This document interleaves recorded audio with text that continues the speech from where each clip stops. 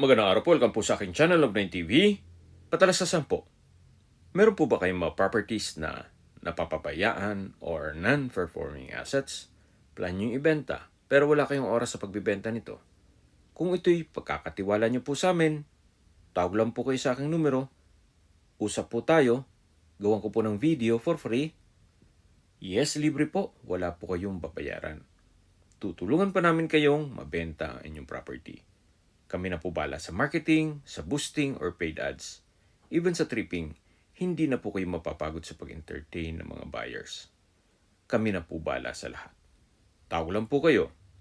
Nandito po tayo ngayon sa mataas na kahoy, dito sa Batangas, kung saan meron po tayong bagong video presentation, mga subdivided lots na may overlooking view ng Taal Lake at Volcano. Even mountain view ng Tagaytay at Mount Makulot. Ito po yung subdivision plan na kung saan ilan lang po kayong magiging residente dito.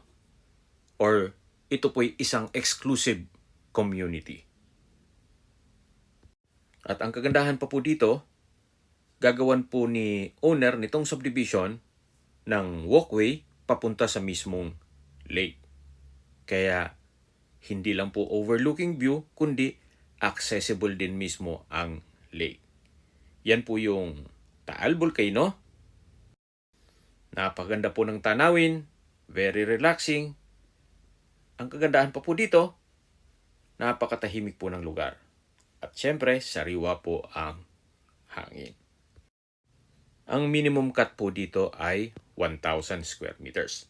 Pero kung gusto nyong 2,000 square meters, pwede naman po. Ang advantage po ng mga ganitong sukat na lupa ay less maintenance. Especially kung para sa inyong retirement. Kasi po pag ekta-ektarya na, at the end of the day, na mahina na ang tuod natin, hindi nyo naman po maiikot ang inyong lupain. Pero kung malaki naman ang inyong funds, pwede naman po ang mag-land banking. Mas malaki po ang kita pag ekta-ektarya na ang pag-uusapan kesa sa natutulog ang pera nyo sa bangko. Isa po ito sa available na lote, itong napwestohan natin, na napakaganda po ng tanawin. Habang pinagmamasan nyo po ang kagandahan nitong property at ang view ng Taal, summarize ko lang po sa mga skip ng video. Ito pong subdivided lots ay located sa mataas na kahoy. Ito po ay along two-way cemented road at dito po sa loob ay develop na rin. Itong binabaybay natin, concrete road na yan hanggang dun sa baba. May access na rin po dito ng tubig, kuryente at internet provider. Ang minimum cut po dito ay 1,000 square meters. Lahat pong lote ay may overlooking view ng Taal Lake at Volcano. Even Mount Makulot, tanaw din po dito, at ang Tagaytay. Isa po sa maganda dito sa property to, hindi lang po tanaw ninyo yung Taal Lake, kundi ito'y accessible din po. Mula po dyan sa baba, dun sa bahay ng may-ari nitong subdivision, lalagyan po niya ng walkway papunta sa mismong lake. Ang iba po, mga local dito sa mataas na kahoy o sa Batangas, ang tawag nila ay dagat.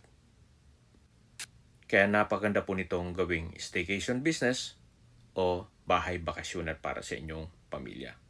Even sa inyong retirement, gawa ng malapit din po ito sa Lipa City. Okay, sa distance, location at travel time portion na po tayo. Mula po sa mataas na kahoy o sa bayan mismo nito, kung saan kompleto na rin po doon gaya ng public market, groceries, convenience store, remittance center, at iba pang business establishments, ang distance is 6.3 kilometers at ang travel time is 15 minutes. Mula naman po sa Tambo Exit, Startol, ang distance is 10 kilometers at ang travel time is 23 minutes.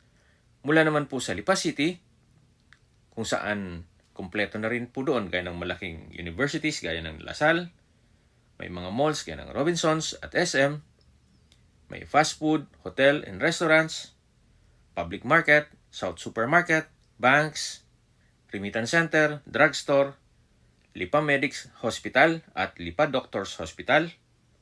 Ang distance is 12 kilometers at ang travel time is 25 minutes. Yan po yung lagi kong binabanggit sa aking video na dapat nyo i-consider sa paghanap ng property, yung meron pong malapit na hospital. Hindi ko naman po sinasabing sakitin kayo, yan naman po ay for emergency purpose lang naman. At mula naman po sa Manila o sa airport, ang distance is 83 kilometers at ang travel time is 1 hour and 27 minutes. Dito po yung tinutukoy ko na bahay mismo ni owner. At dito po sa side na to ay gagawa ng walkway papunta naman sa mismong lake o dagat. Okay, sa presyo na po tayo. Binebenta po ito ni owner sa halagang 12,000 pesos per square meter. Sagot niya na po ang lahat ng taxes at expenses with regards to documentation. Kung may mga katanungan po kayo, tawag lang po kayo sa aking numero.